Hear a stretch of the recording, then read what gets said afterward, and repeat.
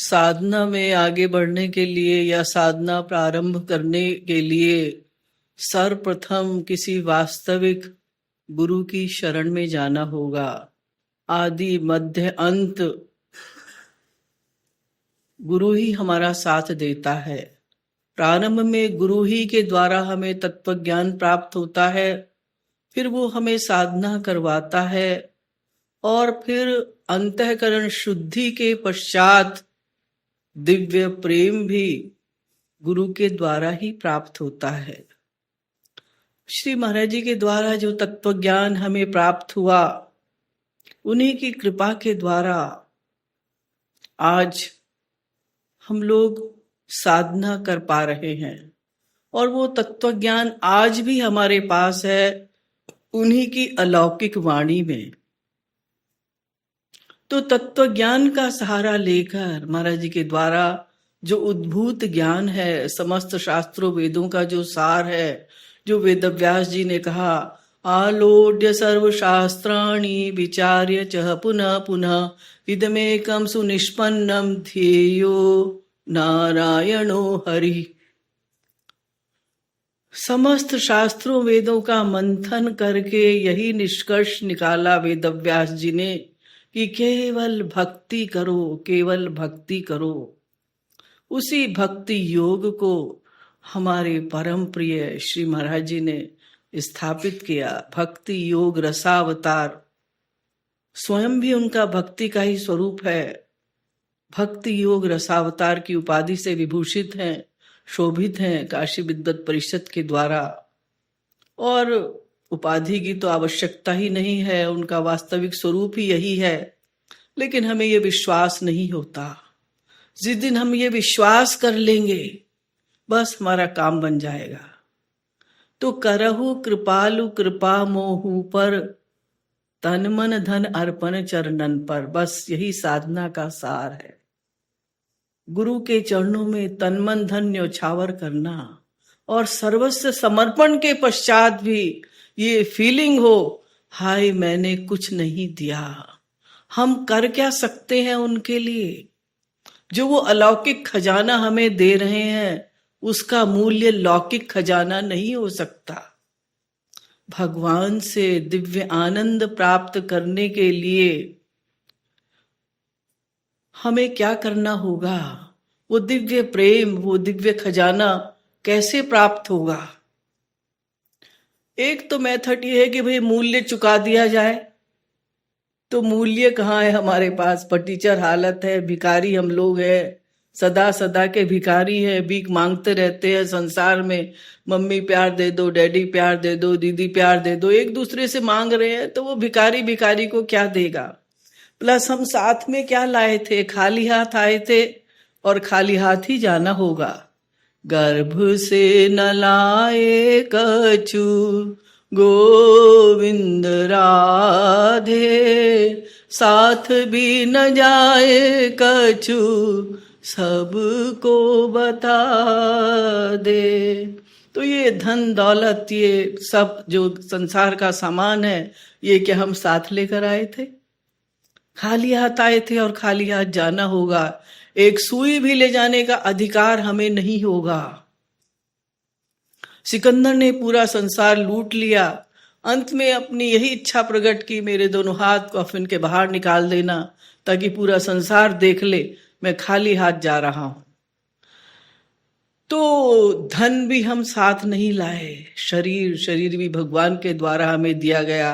आत्मा भी उन्हीं का अंश है। तो फिर हम उन्हें दे क्या सकते हैं? सब कुछ तो उन्हीं का है, तो हम उनको दे क्या सकते हैं? तो फिर ये हो सकता है कि भाई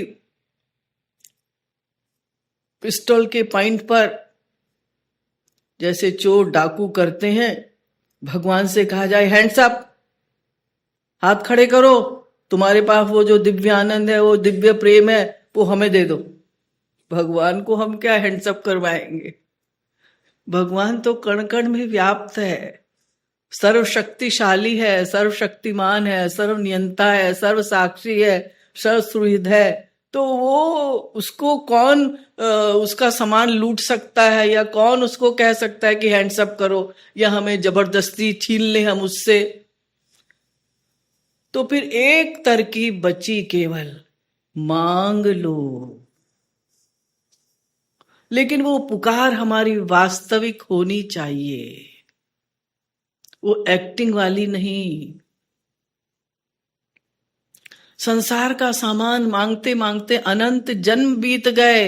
अब एक ही नारा बस हमें लगाना है, प्रेम भिक्षाम देहि, प्रेम भिक्षाम देहि, प्रेम भिक्षाम देहि। लेकिन वो मांगने का ढंग भी ऐसा हो, तुम्हारे प्रेम के बिना यह जीवन मृत्यु से भी अधिक भयानक है। इस व्याकुलता के साथ पुकारना, अब तुम्हारे बिना नहीं रहा जाता। वो ऐसी पुकार हो मानो वो जीवन की आखिरी पुकार हो। ये महाराज जी ने हम लोगों को सिखाया है। इसी के लिए ये साधना शिविर भी होते हैं, साधना का आयोजन भी होता है। जो ये श्रवण कीर्तन स्मरण, 3 प्रकार की साधना श्री महाराज जी ने हम लोगों को बताई है। अनंत साधनों में से भागवत में भी अनेक प्रकार की जो साधना बताई गई है, उसमें से ये 3 प्रकार की साधना जो श्री महाराज जी कराते हैं और जो यहाँ भी कराई जाती है हर संडे को, उसका पर्पस यही है कि हम परम व्याकुलता के साथ भगवान से प्रेम की भीख मांग सकें। तो करहु कृपालु कृपा मोहू पर, तन मन धन अर्पण चरणन पर। वो तो कृपा करने के लिए तैयार बैठे हुए हैं, दोनों भुजाओं को फैलाए हुए हमारी प्रतीक्षा कर रहे हैं। लेकिन हमने उनसे कृपा नहीं मांगी। हम कृपा चाहते ही नहीं, हम संसार चाहते हैं, क्योंकि हमारा ये विश्वास है कि संसार में सुख है, संसार में सुख है। तो उनकी कृपा तो निरंतर हो रही है। हरि गुरु कृपा सदा सब ही पर, अंतःकरण पात्र पावन कर। हरि और गुरु तो सदा कृपा ही करते हैं, कृपा के अतिरिक्त और कुछ कर ही नहीं सकते। क्योंकि उनको क्या पाना शेष है। भगवान तो आनंद कंद सच्चिदानंद है, और महापुरुष को वो मिल चुका जिस आनंद की खोज में हम लोग घूम रहे हैं। तो उनका तो केवल एक ही काम रह जाता है, कृपा कृपा कृपा। परोपकार वचन मन काया, संत सहज स्वभाव खगराया। भूर्ज तरु सम संत कृपाला, परहित सहनित विपत्ति विशाला। जीवों के लिए कष्ट सहन करके भी उनका कल्याण करना, बस उनका यही स्वभाव हो जाता है। उनका विरध यही होता है। मान अपमान, यश अपयश, हानि लाभ की परवाह न करते हुए केवल एक ही लक्ष्य रहता है, जीव कल्याण। और प्रत्यक्ष रूप से हमने श्री महाराज जी के जीवन में इस प्रकार से देखा कि किस प्रकार से वो रात दिन हम लोगों के लिए प्रयास करते रहते थे।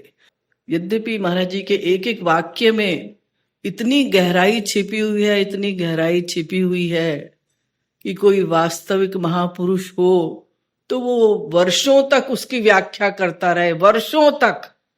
महाराज जी स्वयं अगर व्याख्या करें तो सोचिएगा, एक शब्द मैं कौन मेरा कौन, उसके ऊपर महाराज जी ने कितनी बड़ी प्रवचन श्रृंखला दे दी।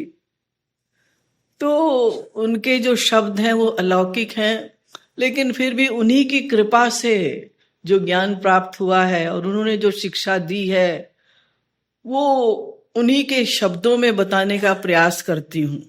साधना का स्वरूप क्या है? प्रत्येक व्यक्ति पूर्णतम पुरुषोत्तम ब्रह्म श्री कृष्ण का नित्य दास है। अतः श्री कृष्ण सुखैक तात्पर्यमयी सेवा ही प्रत्येक प्राणी का एकमात्र लक्ष्य है। वह नित्य निष्काम सेवा श्री कृष्ण के दिव्य प्रेम प्राप्त होने पर ही मिलेगी। वह दिव्य प्रेम किसी श्रोत्रिय ब्रह्मनिष्ठ रसिक गुरु की कृपा से ही मिलेगा। वह रसिक गुरु कृपा अंतःकरण की शुद्धि हो जाने पर ही प्राप्त होगी। वह अंतःकरण शुद्धि गुरु निर्दिष्ट साधना भक्ति से ही होगी। अतएव गुरु शरणागति में गुरु निर्दिष्ट साधना द्वारा अंतःकरण पात्र शुद्ध करना सर्वप्रथम परम आवश्यक है। और यही लक्ष्य है साधना का कि अंतःकरण शुद्ध कैसे हो। अब साधना के द्वारा अंतःकरण शुद्ध होगा। साधना के द्वारा जो इंपॉर्टेंट पॉइंट्स हैं वो समझ लीजिएगा। वैसे तो साधना का नियम करके एक पुस्तक है, उसमें जो महाराज जी ने नियम बताए हैं साधना के, वो बहुत विस्तार से बताए हैं कि अंतरंग भी नियम है और बहिरंग भी नियम है। अंतरंग नियम महाराज जी ने रूप ध्यान और किस प्रकार से हमें भगवान का चिंतन स्मरण करना है, उनकी लीलाओं का गुणगान करते हुए अपने मन को उन्हीं के चरणों में लगाना है। और बहिरंग नियम भी साधना में होते हैं। आप लोगों में से बहुत से लोग जाएंगे तो वहां आप लोगों को बताए जाएंगे। अब जो महाराज जी ने साधना के विषय में लिखा है बहुत ध्यान से सुनिएगा। जिनको नींद आ रही है वो खड़े हो जाएं। नींद तो आएगी ही, क्योंकि हमारा भगवत विषय का अभ्यास नहीं है, संसार का अभ्यास है। संसार की अगर बुराई भलाई यहाँ पर प्रारंभ हो जाए तो फिर घंटों बीत जाएंगे, उसमें टाइम भी नहीं देखेंगे, 5 की जगह 6 भी बज जाएगा कि यही करते करते जन्म तेरा बातों में बीत गयो। अब हमें सावधान होकर साधना पर ध्यान देना है, साधना पर फोकस करना है। हमारे गुरु ने जो हमारे साथ परिश्रम किया है वो व्यर्थ ना चला जाए। 91 इयर्स कम नहीं होते, और वो भी एक एक क्षण उन्होंने हमारे लिए लुटाया है, एक एक क्षण को समर्पित किया है हम लोगों की सेवा में। तो श्री राधा कृष्ण का रूप ध्यान करते हुए उनके दिव्य प्रेम एवं दिव्य दर्शन की लालसा से रोकर उनका नाम गुण लीला आदि संकीर्तन करना है। रूप ध्यान सर्वाधिक महत्वपूर्ण है। रूप ध्यान संकीर्तन का प्राण है। सब साधन जनु देह सम, रूप ध्यान जनु प्राण, राधे राधे खात गिध अरु श्वान जनु, कामादिक शवमान, राधे राधे। काम क्रोध लोभ ये खा जाएंगे साधना को। ये लुटेरे हमारे पीछे लगे हुए हैं। अगर रूप ध्यान नहीं करोगे भगवान का, उनका रूप सामने हमें लाना है, मन से उनका रूप बनाना है।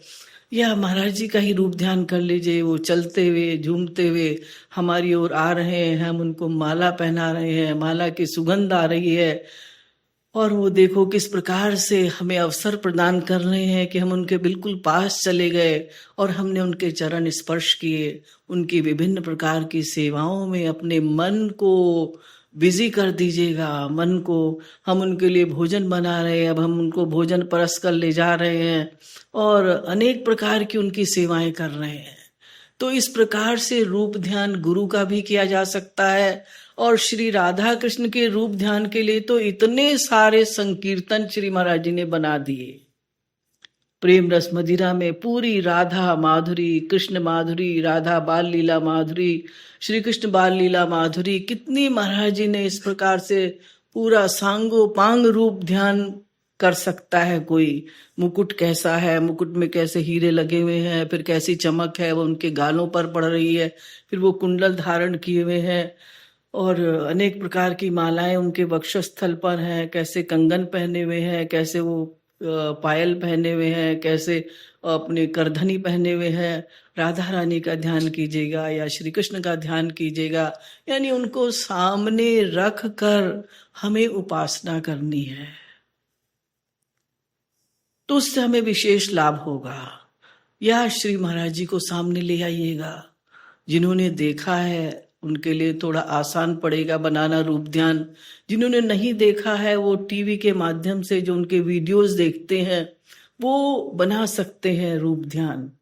कभी महाराज जी उघाड़े बदन भी प्रवचन देते थे। क्या उनका सूर्य की तरह चमकता हुआ शरीर, उस पर अनेक प्रकार की मालाएं, और कैसे उनकी कंठी पहने हुए हैं, कैसे जनेऊ धारण किए हुए हैं, या फिर वो पीताम्बर पहने हुए हैं, और किस प्रकार से महाराज जी घूम रहे हैं, कीर्तन करा रहे हैं, नई नई लाइनें बना रहे हैं। विभिन्न छवि महाराज जी की अपने अंतःकरण में बसा लीजिएगा।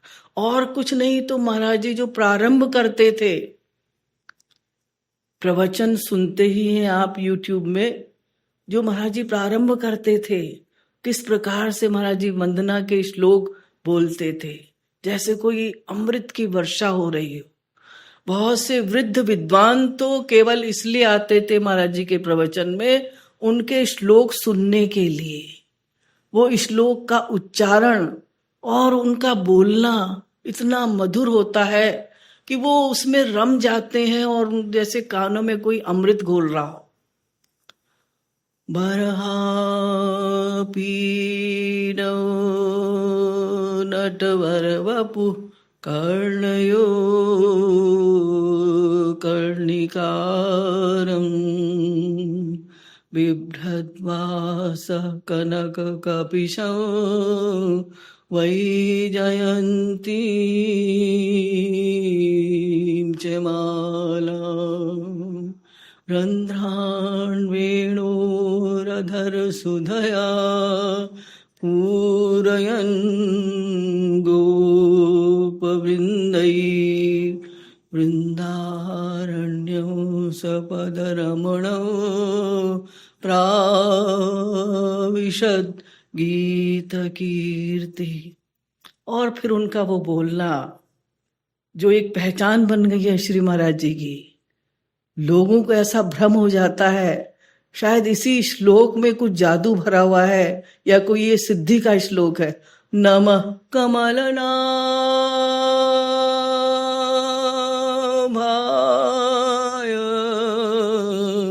नमः कमलमालिने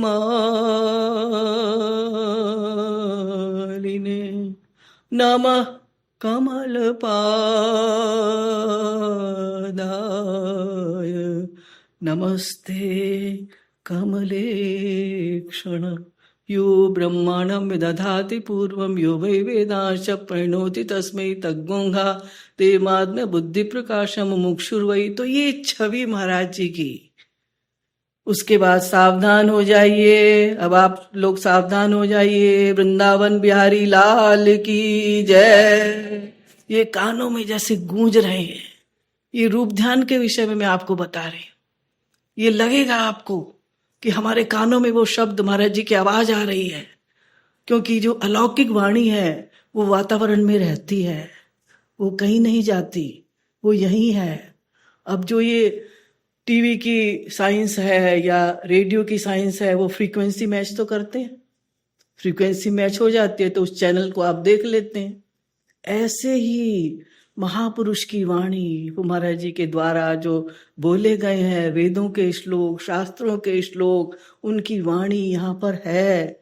हमारा माइंड जब ट्यून हो जाएगा साधना के द्वारा, बस उनकी वो दिव्य वाणी हमारे कानों में को कानों से प्रवेश करके हमारे हृदय को झंकृत करने लगेगी। वो यही है, वो यही है। वो आपकी व्याकुलता बढ़ जाएगी। फिर उनका बोलना, भजो गिरिधर गोविंद गोपाला।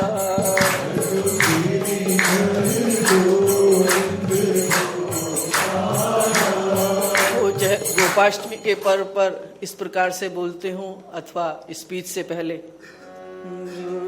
गिरिधर गोविंद गोपाला।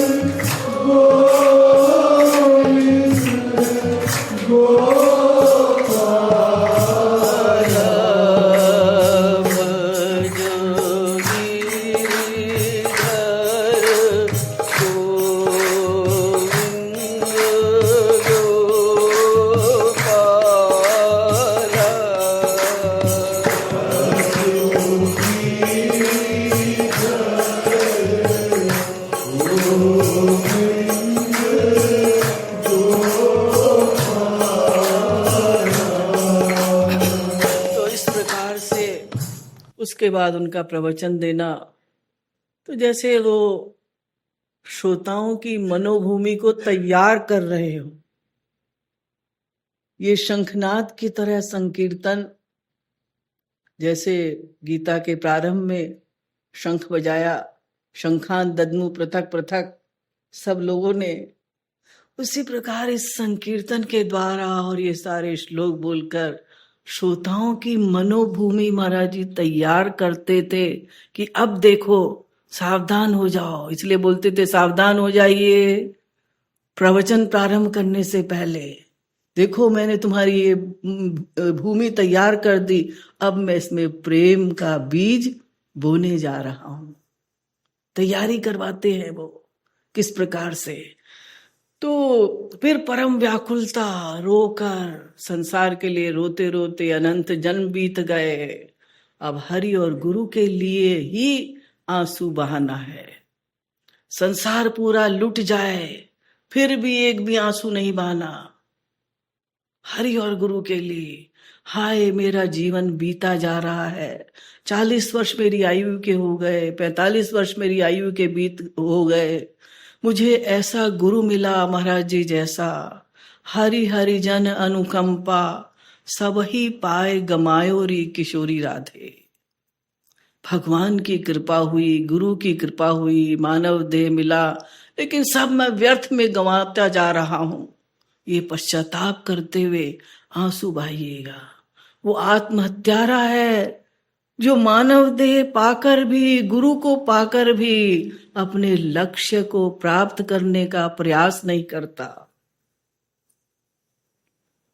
कर्णधार सदगुरु दृढ़ नावा, दुर्लभ साज सुलभ करी पावा।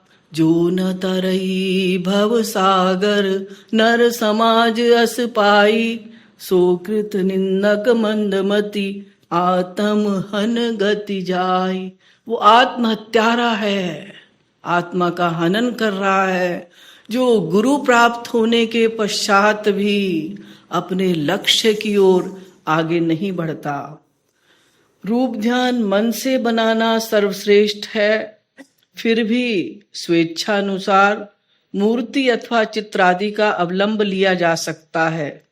उस रूप में दिव्य भावना रखनी है, क्योंकि उनका देह चिदानंदमय दिव्य है। यद्यपि श्री महाराज जी ने मनोमयी मूर्ति पर ही हमारा ध्यान केंद्रित कराया है। और महाराज जी ने यही कहा कि मन से उनका रूप ध्यान बना लो। वो किस प्रकार से बैठे हुए हैं, कैसे वो हंस रहे हैं, कैसे श्री कृष्ण का श्रृंगार है, कैसे राधा रानी का श्रृंगार है, कैसे हमारे गुरु की छवि है, मन से बना लो। उनके अनंत रूप हैं, छोटा बड़ा मोटा गोरा काला, जैसा चाहो वैसा बना लो।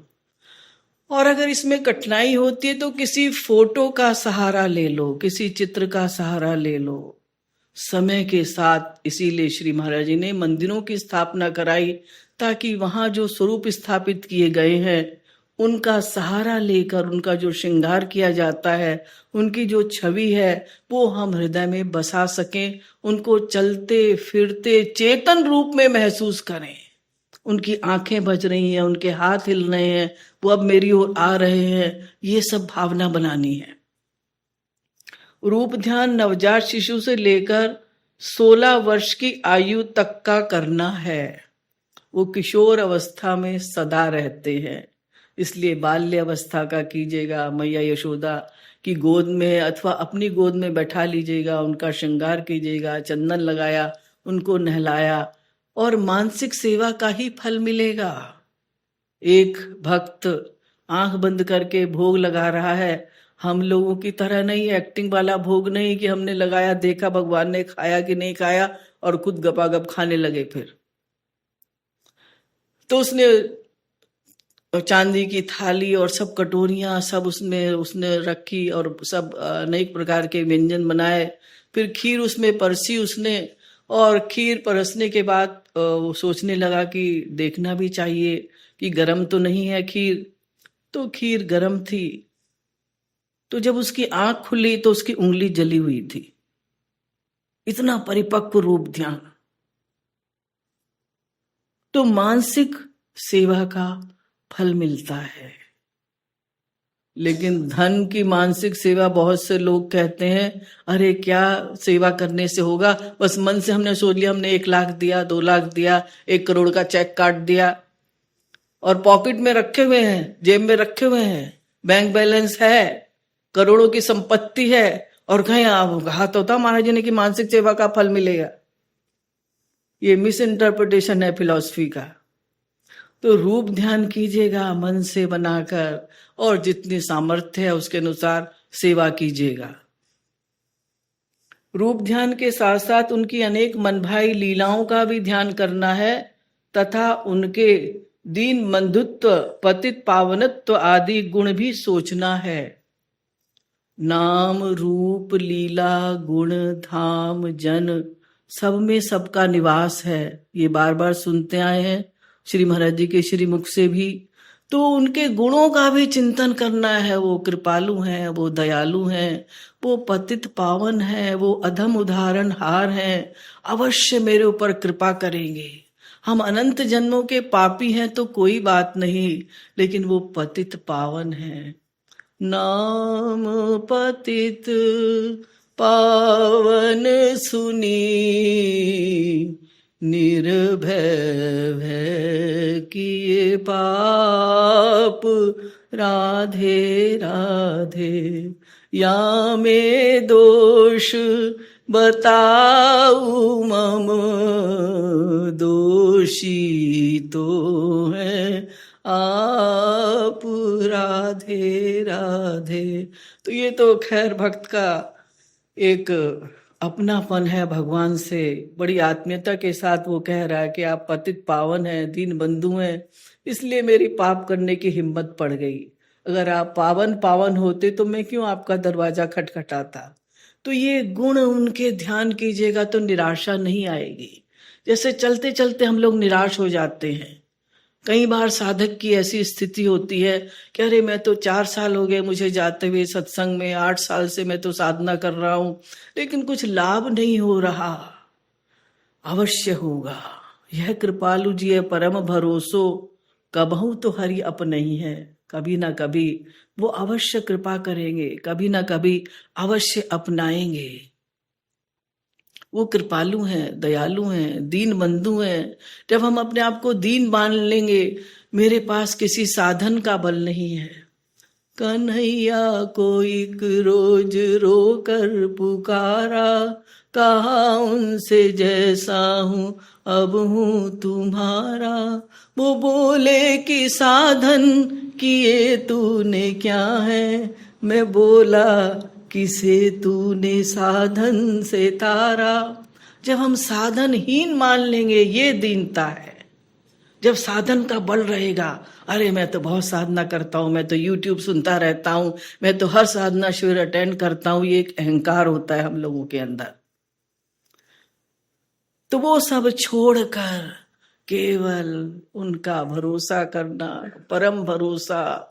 मोहि तो भरोसो है तिहारो रे किशोरी राधे। मेरा और कोई बल नहीं है, तुम ही मेरा बल हो, तुम ही मेरा संबल हो, तुम ही मेरा साधन हो। अपने साधन बल से मैं कैसे आपके पास तक आ सकता हूं? तो साधना का अहंकार मत कीजिएगा। जप तप नियम उपवास किसी के भी द्वारा भगवान के पास तक नहीं पहुंच सकते। मिलहि न रघुपति बिनु अनुरागा, किए जोग जप ज्ञान विरागा। राम ही केवल प्रेम प्यारा, जानी लेहु जो जान निहारा। प्रेम मार्ग या भक्ति मार्ग, बस यही एक साधन है। बिना प्रेम के भगवान नहीं मिलते, बिना भक्ति के भगवान नहीं मिलते। तो ये उनके गुणों का भी हमें चिंतन करना है, तो निराशा नहीं आएगी। श्री कृष्ण, उनके नाम, उनके गुण, उनकी लीला, उनके धाम, उनके संत जनों में पूर्ण अभेद मानना है। नाम रूप लीला गुण धाम जन, सब में सबका निवास है। वो अपने नाम में बैठे हुए हैं, वो अपने धाम में बैठे हुए हैं। धाम में नाम भी है, लीला भी है, गुण भी है, सब में सबका समावेश है। ये हमें विश्वास हो। नाम भी हम लेते हैं तो हमें ये विश्वास हो कि वो अपने नाम में बैठे हुए हैं। गौरांग महाप्रभु ने कहा, नाम नामकारी बहुधा, निज सर्व शक्ति तत्रार्पिता, नियमित स्मरणे न काल, एतादृशी तव कृपा भगवन् ममापि, दुर्दैवमीदृशमिहा जनिनानुरागा। आपने अपने नाम में अपने आप को रख दिया अपनी सारी शक्तियों के साथ, लेकिन मुझे ये विश्वास नहीं होता, इसलिए मैं नाम अपराध करता चला जा रहा हूं। मुझे लाभ क्यों नहीं होता? क्योंकि मैं नाम अपराध करता हूं, डाउट करता हूं, संदेह करता हूं। संशयात्मा विनश्यति। तो हमें ये विश्वास करना है कि उनके नाम में वो बैठे हुए हैं। यही तो महाराज जी ने साइंस बताई है, भगवान नाम विज्ञान की। कलयुग केवल नाम आधारा, कलयुग में केवल नाम का आधार है। एक बार नाम लेने से काम बन जाता है, तुलसीदास जी ने कहा। लेकिन हमने तो अनंत बार भगवान का नाम लिया। एक जन्म में एक बार भी राम श्याम कहा होगा तो अनंत बार भगवान का नाम लिया। जासु नाम सुमिरत एक बारा, एक बार नाम लेने से। तो क्या हमने एक बार भी भगवान का नाम नहीं लिया? फिर क ख गा सब भगवान के ही तो नाम है। कम ब्रह्म खम ब्रह्म कम तदेव रम खम तदेव रम, ये सारे भगवान के ही नाम है। भगवान का जो नाम है, राम का नाम भी कृष्ण है, कृष्ण का नाम भी राम है, और आ ऊ सब भगवान के ही नाम है। तो क्या हमने एक बार भी नाम नहीं लिया? एक बार भी उनको नहीं पुकारा? पूर्ण विश्वास के साथ नहीं पुकारा। एक छोटा सा बच्चा रोज मंदिर में जाता था और वहां बैठा रहता था। एक दिन वहां के पुजारी जी ने देखा कि उस बच्चे के चारों ओर बड़ी डेजलिंग लाइट हो गई। उन्होंने पूछा, बेटा तुम्हें क्या हुआ, क्या दिखाई दिया तुम्हें? उसने कहा, भगवान मेरे सामने अभी आए थे। तो पुजारी ने कहा, मैं तो इतने रामायण का पाठ करता हूँ, गीता का पाठ करता हूँ, सुंदरकांड का पाठ करता हूँ, रात दिन बोलता रहता हूँ, फिर ये इसको कैसे भगवान ने दर्शन दे दिए? तो उन्होंने कहा, तू यहाँ आकर क्या करता है बेटा? तो उसने कहा, पंडित जी, ना तो मुझे रामायण आती, ना मुझे गीता आती, ना भागवत आती, मैं तो इनको कैसे जानता हूँ? बस मेरी मैडम ने मुझे ABCDEFGH सिखाया है, मैं यहाँ बैठकर बस यही बोलता रहता हूँ जितनी देर बैठता हूँ। ABCDEFGHIJKL पूरा वो जो वर्णमाला है, पूरे जो अल्फाबेट्स हैं, वो बोलता रहता हूँ और भगवान से कहता हूँ, तुम्हें जो पसंद हो इसमें से प्रार्थना बना लो, और तुम्हें जो नाम पसंद हो इसमें से वो नाम बना लो। यानी इतना पूर्ण विश्वास उस बच्चे का कि भगवान मेरी पुकार अवश्य सुनेंगे। तो हर नाम के साथ हमारी ऐसी पुकार हो कि अब सांस निकलने वाला है, जैसे पानी में कोई डूबता है, बचाओ बचाओ बचाओ, किस प्रकार से आवाज लगाता है, ऐसी व्याकुलता के साथ हमने भगवान का नाम नहीं लिया। ये व्याकुलता बढ़ाने के लिए ही महाराज जी साधना कराते हैं कि हमारी व्याकुलता बढ़े भगवान से मिलने की। जितनी जितनी व्याकुलता बढ़ेगी उतना उतना उनके पास आते चले जाएंगे। ये व्याकुलता ही हमारी साधना का आधार है। मोक्ष पर्यंत की कामना एवं अपने सुख की कामना का पूर्ण त्याग करना है। ये महाराज जी के सिद्धांत की बहुत विशेष बात है कि मोक्ष की कामना भी नहीं करना, मोक्ष भी त्याज्य है। संसारिक कामनाओं का तो त्याग करना ही है। शब्द, स्पर्श, रूप, रस, गंध, जो 5 प्रकार की कामनाएं होती हैं, वो संसार संबंधी कामनाएं तो है ही, होनी ही नहीं है, मांगना ही नहीं है भगवान से। लेकिन मोक्ष भी नहीं मांगना। मोक्ष का मतलब है भगवान में लय हो जाना। तो फिर वो रसगुल्ला बनना पसंद करोगे या रसगुल्ला खाना? तो द्वैत महाराज जी ने माना है, यानी सगुण साकार की उपासना महाराज जी ने करवाई है। तो मोक्ष भी हमें नहीं मांगना। जो लोकगीत होते हैं, लोक भजन होते हैं, उसमें तार दो, लोगों को पता ही नहीं कि वास्तविक भक्ति क्या है। साष्टी, सामीप्य, सायुज्य, सालोक्य, ये जो 5 प्रकार की मुक्ति है, उसको भी त्याज्य बताया महाराज जी ने। और अपने सुख की कामना तो करना ही नहीं है। हमारे इष्ट देव को सुख मिले, हमारे प्रियतम को सुख मिले। गोपियां अपने सुख के लिए जीवित नहीं रहती थी, वो गोपी प्रेम लक्ष्य है हम लोगों का, जो पूर्ण निष्काम, केवल उनके सुख के लिए ही प्यार करना। इष्ट देव एवं गुरु को सदा सर्वत्र अपने साथ निरीक्षक एवं संरक्षक के रूप में मानना है, कभी भी स्वयं को अकेला नहीं मानना है। ये हमारी साधना के लिए बहुत ही इंपॉर्टेंट पॉइंट है। सदा सर्वत्र हरि गुरु को अपने साथ मानो, एक क्षण को भी अकेला ना मानो, तो टेंशन भी नहीं होगा, डिप्रेशन भी नहीं होगा, अशांति भी नहीं होगी। जब वो हमारे साथ हैं तो हमें किस बात की चिंता। अगर उनको अपने साथ लेकर चलोगे तो अपने आप को शक्तिशाली अनुभव करोगे और कभी निराश नहीं होगे, कभी दुखी नहीं होगे। कठिन से कठिन परिस्थिति में भी अरे मेरे गुरु मेरे साथ हैं, मेरे गुरु मेरे साथ हैं, मुझे किस बात की चिंता, वो जैसा चाहेंगे वैसा होगा। निरीक्षक और संरक्षक के रूप में, यानी वो ऑब्जर्व भी कर रहे हैं।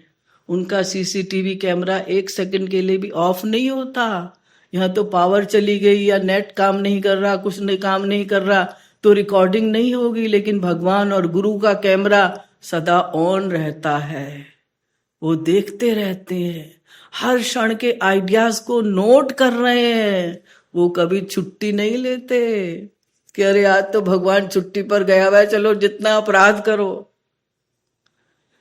तो उनको हमेशा साथ समझना है, निरीक्षक और संरक्षक रूप में, गार्डियन के रूप में। वो मेरी रक्षा कर रहे हैं और करेंगे।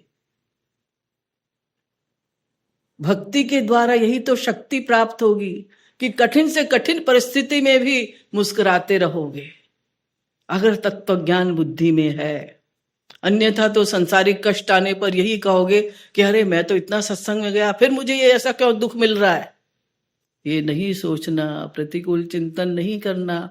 हमें नहीं पता कि हमारा प्रारब्ध क्या है और हमें क्या करना है। ये विश्वास हो कि वो हमारे साथ हैं, हमारे साथ हैं, हमारे साथ हैं। खाली समय में यत्र तत्र सर्वत्र श्वास से राधे श्याम नाम का जप करते रहो। बस अंदर श्वास लो, बाहर छोड़ो, धे राधे राधे राधे। यही गुरु मंत्र है श्री महाराज जी का, यही साधना है और यही हमें करना है, इसी का हमें अभ्यास करना है।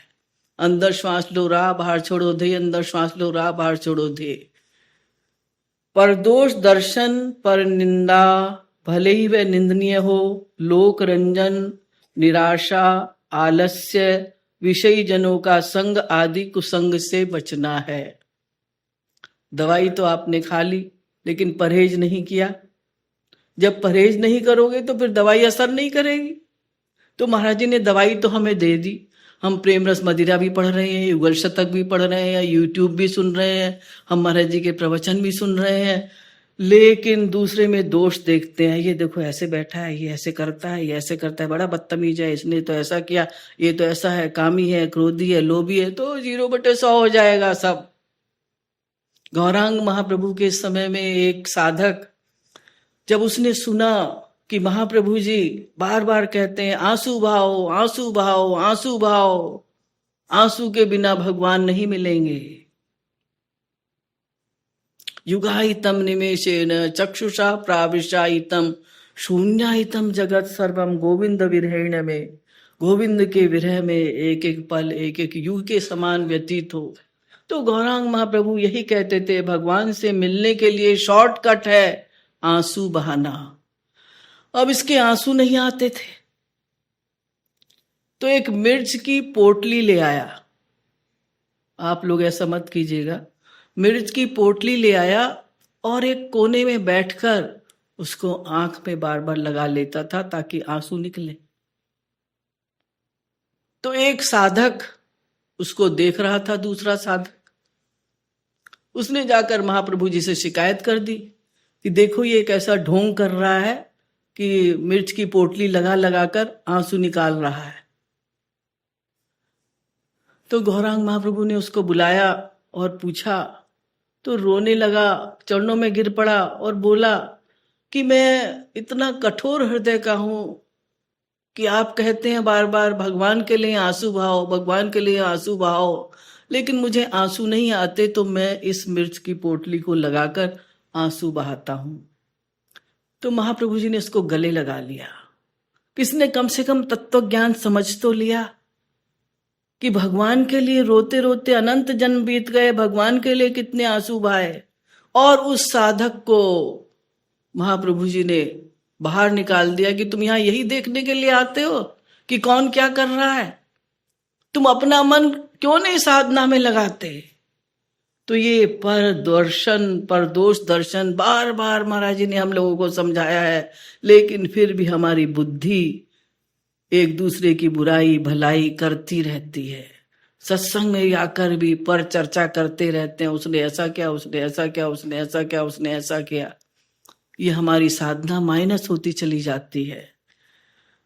और निंदा करना, लोक रंजन, दिखावा, पाखंड, इतना सा अगर भाव आया तो इतना नाचना कूदना शुरू कर देंगे जैसे बहुत बड़े साधक हैं। इम्प्रेस करना दूसरे को, ये बहुत बड़ी बाधा है। दिखावा करना, लोगों को ये बताना, अरे मैं तो बहुत क्लोज रहा हूं, मैं तो बहुत अंतरंग रहा हूं महाराज जी का, मैं तो ऐसा हूं, मैं तो वैसा हूं। ये सब लोक रंजन की बीमारी। छिपाना है अपनी साधना को, किसी को पता ना लगे कि हम उनसे प्यार करते हैं, हमारे प्यार का किसी को पता ना लगे। निराशा, निराश नहीं होना। प्रेम में आशा है, निराशा नहीं। वो अवश्य अपनाएंगे, उनकी नजरें मेरे ऊपर हैं, उनका तो सिद्धांत है यही था, माम प्रपद्यन्ते तांस ततई भजाम्यहम्।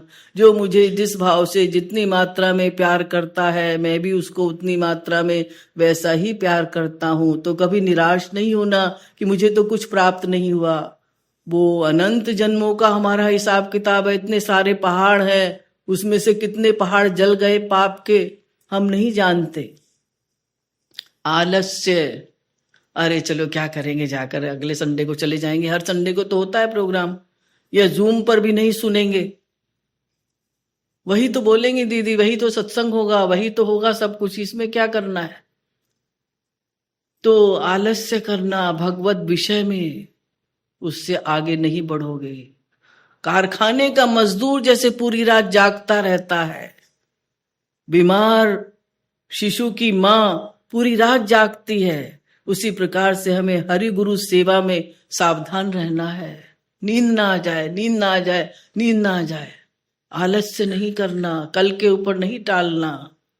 और नींद आती भी अगर साधना के समय तो खड़े हो जाइएगा। और विषयी जनों का संग, जो संसार की चर्चा करते हैं, सांसारिक बातें करते हैं, बाहर के वातावरण का मन के ऊपर प्रभाव पड़ता है। अभी हमारा मन उस स्थिति में नहीं है, जैसे दही को आपने बिलोया और फिर उसको मक्खन निकाला तो पानी के ऊपर तैरने लगता है, लेकिन जब तक वो दही का मक्खन नहीं निकलता तब तक तो उसमें पानी मिलाओगे तो मिक्स हो जाएगा। तो संसार का जो वातावरण है उससे अपने बचा कर रखना है। इसलिए जो लोग ये सोचते हैं कि अरे सत्संग में जाने की क्या जरूरत है, महाराज जी ने यही तो कांग्रीगेशनल चैंटिंग का लाभ बताया है कि यहाँ की जो तरंगे हैं वो मन लगाने में हेल्प करती हैं, इसलिए प्रैक्टिकली आना यहाँ पर आवश्यक है। जो संसार की चर्चा करते हैं वो वातावरण से बचना है हमें, क्योंकि अंदर का संसार प्रबल हो जाता है बाहर के संसार को देखकर। 1 सेकंड का कुसंग मिला अजामिल को, बाहर का संसार तो उसने देखा, वही सौभरी मुनि का हाल हुआ। तो हम तो साधक ही हैं, तो संसार से बचा कर रखिएगा। ये नहीं कि देखते देखते अरे क्या मेरे ऊपर क्या प्रभाव पड़ेगा, एक सीरियल देख लूं, एक ये थोड़ा सा देख लूं, एक थोड़ा सा ये सुन लूं, या किसी के साथ बैठकर आप संसार की चर्चा करने लगे, पार्टी में जा रहे हैं, यहाँ जा रहे हैं, वहां जा रहे हैं, मेरे ऊपर कोई प्रभाव नहीं पड़ेगा। ये सब नहीं, हमारी अभी साधना अवस्था है। जैसे पौधे के चारों ओर फेंस लगानी पड़ती है, जानवर ना खा जाएं, ऐसी हमें अपनी कमाई को बचा कर रखना है। जो हम कमाते हैं उसको हमें बचा कर रखना है, गंवाना नहीं है। पूरा हमने कमाया और चौराहे पर रख दिया, चौरस्ते पर, तो चोर उसको चुरा लेंगे। तो हमें संसार के वातावरण से सावधान रहना है, क्योंकि 2 प्रकार का संसार होता है, अंदर का संसार और बाहर का संसार। बाहर के संसार को छोड़कर आप चले भी गए जंगल में तो भी अंदर का संसार आपका प्रबल है, तो वो सोच रहा है कि अरे घर में क्या हुआ होगा, मुनीम ने बेईमानी कर ली होगी, वहां मुझे चेक भेजना था, वहां ऐसा करना था, वो मेहमान आने वाले थे। तो फिर अंदर का संसार अभी नहीं समाप्त हुआ, तो बाहर के संसार का वहां भी चिंतन चल रहा है। और मान लीजिए आप यहाँ बैठे हुए हैं और कोई छोटा सा बच्चा है, उसको आपने चॉकलेट खाने के लिए मना किया। चॉकलेट अगर उसके सामने नहीं आती तो वो फिर भी कंट्रोल कर लेगा, लेकिन चॉकलेट अगर सामने रखी हुई है तो फिर अब कंट्रोल करना मुश्किल हो जाएगा उसके लिए। अब मम्मी पापा उसको नहीं समझा सकते। ऐसे ही जब हमें विषयी जनों का संग मिलता है तो हम भी उस संग में रंग जाते हैं। फिर हम ये नहीं समझ पाते कि अरे हम तो सत्संग में जाते हैं, हम तो गुरु जी का संग करते हैं, हम तो सुनते रहते हैं, हमारे ऊपर कोई प्रभाव नहीं पड़ेगा। पड़ता है प्रभाव। तो बाहरी वातावरण से हमें सावधान होकर रहना है। इसीलिए साधना शिविर भी आयोजित होते हैं और यहाँ भी आने के लिए कहा जाता है कि भाई संडे को यहाँ पर आओगे तो बैटरी चार्ज हो जाएगी। श्री कृष्ण उनके नाम गुण धाम एवं भक्तों के प्रति अक्षम्य नाम अपराध से बचना है। नाम अपराध सबसे बड़ा अपराध है। ऐसा क्यों करते हैं गुरु जी, उन्होंने ऐसा क्यों किया, तो वहां तो ऐसा होता है, तो वहां तो धाम में ऐसा होता है, ये सब नाम अपराध है। प्रतिकूल चिंतन हमें नहीं करना है। वे ही मेरे सर्वस्व हैं, यही भावना दृढ़ करना है। वो ही मेरे हैं, बस ही लगाना है, यही साधना का सार है। तो इस प्रकार से ये सारे पॉइंट्स जो आज बताए गए, इनको बहुत ध्यान से चिंतन करना है, हमें मनन करना है और बार बार सोचना है कि हम आगे क्यों नहीं बढ़ पा रहे, हम आगे क्यों नहीं बढ़ पा रहे। कृपा कृपा कृपा कृपा की याचना करनी है उनसे।